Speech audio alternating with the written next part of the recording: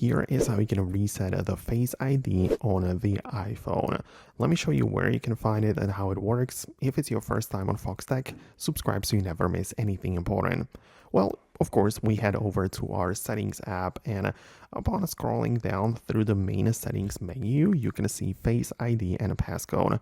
If I get inside, I have to authenticate myself with the original code, or the one I use on my phone, so I can type that in.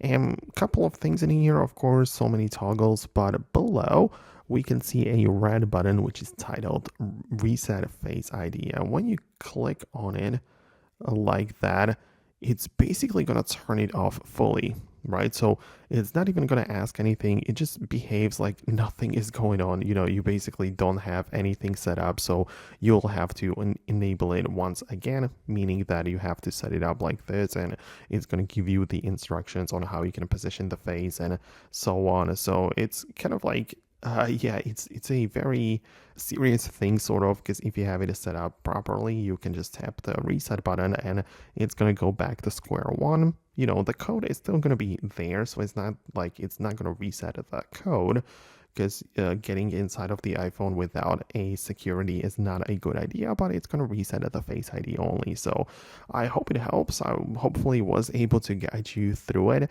If you found this video helpful, subscribe for more tutorials and videos like this one, and I'll see you later.